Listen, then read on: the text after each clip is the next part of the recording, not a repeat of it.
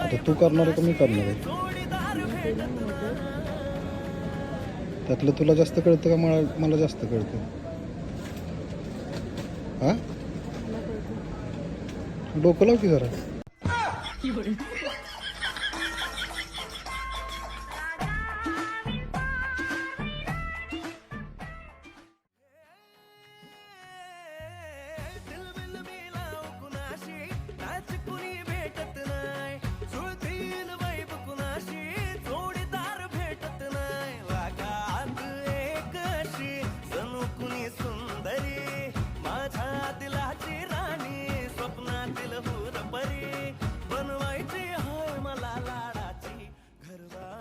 हे कशासाठी घेते?